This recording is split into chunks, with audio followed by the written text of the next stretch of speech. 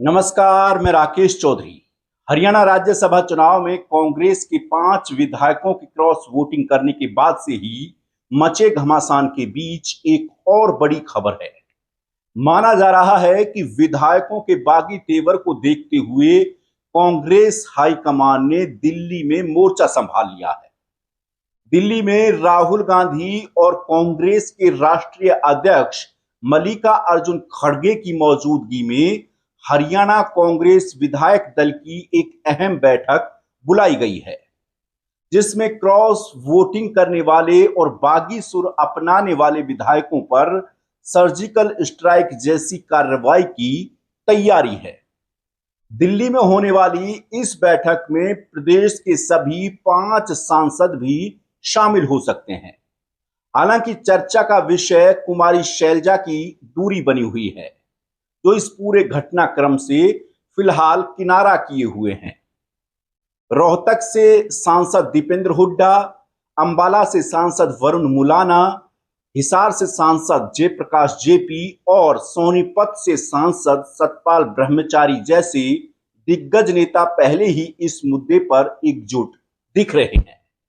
दूसरी ओर पार्टी ने cross vote करने वाले सभी 5 विधायकों को कारण बताओ नोटिस भी भेजा था। पार्टी ने इस नोटिस के जरिए 7 दिनों में जवाब मांगा था। ऐसे में 4 विधायक शैली चौधरी, इसराइल खान, मोहम्मद इलियास और रेनू बाला की समय सीमा खत्म हो गई है, लेकिन पार्टी को इनकी ओर से अभी तक कोई जवाब नहीं भेजा गया है। यानी कि जो एक डेडलाइन दी गई थी कारण बताओ नोटिस में, वो पूरी हो चुकी है, लेकिन अभी तक कोई जवाब इनकी तरफ से नहीं आया है। बल्कि बागी विधायक खुले मंचों से बगावत का बिगुल फूंक चुके हैं। हथीन से विधायक इसराइल खान ने तो साफ कहा है कि उन्होंने अपनी अंतर आत्मा से वोट की है। उन्हें कांग्रेस प्रत्याशी पसंद नहीं था, इसलिए वोट उन्होंने नहीं दी। अब पार्टी को जो अच्छा लगे वो कर ले। जब वक्त आएगा 4 साल बाद में आप कहां मुझे इलेक्शन लड़ाएं या ना लड़ाएं, ये पावर हमेशा आपके पास रही है और 4 साल बाद भी आपके ही पास पावर होगी। आज तो काम लेने की बात है, आज तो विकास करने की बात है, आज तो हथीन में जो अधूरे काम बाबा छोड़ के गए तो उन्हें काम पूरा करने की बात है। और पार्टी जहां तक बात है, जहां आप कहेंगे, जहां जनता कहेगी, वही मेरी पार्टी है। जहां भी मेरी पार्टी हो, आप ही मेरा मान हो, आप ही मेरा सम्मान हो। मैंने अपना पक्ष रखा नहीं अभी तक, बिना आपकी सलाह मशवरा के अपना पक्ष भी रखूंगा। और जो मैंने किया है सिर्फ आपके भलाई के लिए, बहबूदी के लिए, आपके परिसीमन के लिए, आपके मामलात के लिए, आपके बच्चों के लिए। यही नहीं, पुन्हाना से विधायक मोहम्मद इलियास ने एक दिन पहले ही सीएम नायब सिंह सैनी से मुलाकात की है, जिसकी फोटो भी सोशल मीडिया पर जमकर वायरल हो रही है।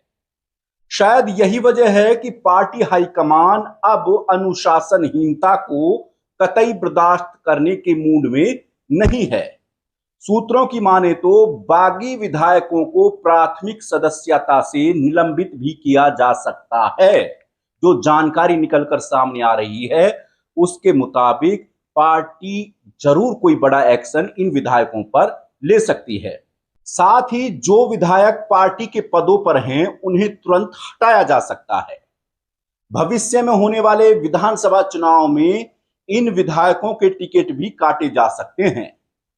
दरअसल राज्यसभा चुनाव में कांग्रेस के 5 विधायकों ने क्रॉस वोटिंग कर दी थी, साथ ही 4 वोट रद्द हो गए थे।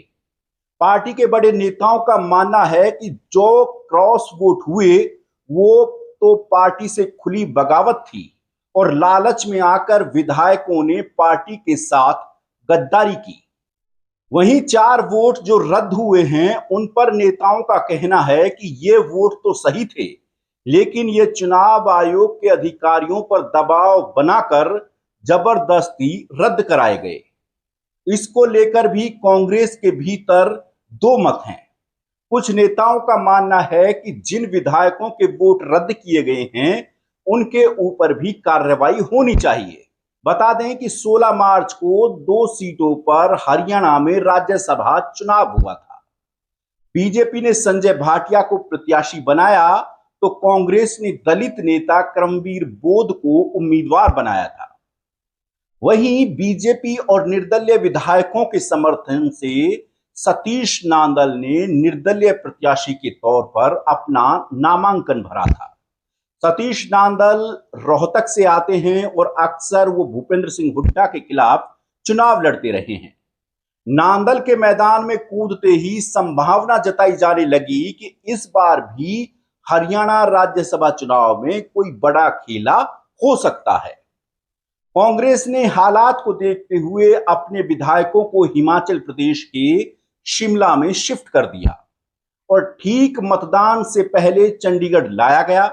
लेकिन इसके बावजूद भी कांग्रेस के 5 विधायक क्रॉस वोटिंग कर गए, वहीं 4 विधायकों के वोट रद्द हो गए और क्रॉस वोटिंग करने वालों में उन विधायकों के नाम थे जो शिमला पार्टी के दूसरे विधायकों के साथ गए हुए थे, जिसकी वजह से चुनाव रोचक हो गया और कड़े मुकाबले में कांग्रेस प्रत्याशी करमबीर बोध जीत गए। सबसे बड़ी बात यह रही कि इनेलो के विधायकों ने इस चुनाव से दूरी बना ली, नहीं तो नतीजे कुछ और भी हो सकते थे। कांग्रेस ने जीत के साथ राहत की सांस तो जरूर ली, लेकिन जिस तरह का खेल पार्टी के भीतर हुआ उसने चौंका दिया। पार्टी को इतना तो आभास हो गया था कि 1-2 विधायक ऐसे हैं जो इस बार भी राज्यसभा चुनाव में क्रॉस वोट करने वाले हैं, लेकिन बड़े लेवल पर बगावत की सुगबुगाहट बिल्कुल पार्टी के किसी भी नेता को नहीं थी। इसके बाद पार्टी के भीतर बवाल मच गया। कांग्रेस के जो वोट रद्द हुए उनमें सोशल मीडिया पर वो नाम भी चलने लगे जिन्होंने ईमानदारी से वोट किया, जिसके बाद सिरसा से विधायक गोकुल सेतिया, नांगल चौधरी से विधायक मंजू चौधरी पार्टी कार्यालय के बाहर धरने पर बैठ गए। बादली से विधायक कुलदीप वत्स ने भी नाराजगी जताई और मीडिया के सामने आकर तल्ख लहजे में बयानबाजी की। हालांकि खुद भूपेंद्र सिंह हुड्डा ने धरने पर बैठे विधायकों को उठाया, साथ ही कुलदीप वत्स के आवास पर जाकर उन्हें मना भी लिया। बहरहाल अब देखना है कि दिल्ली की इस बड़ी बैठक में क्या फैसला लिया जाएगा, लेकिन माना जा रहा है कि भविष्य में ऐसी स्थिति ना बने, इसलिए पार्टी कोई बड़ा और सख्त फैसला इस बैठक में ले सकती है, जिसका असर बागी विधायकों पर भी देखा जा सकता है। ऐसे में आप इस खबर को लेकर के क्या सोचते हैं, हमें कमेंट में बताएं और हमारे चैनल को सब्सक्राइब करें। नमस्कार।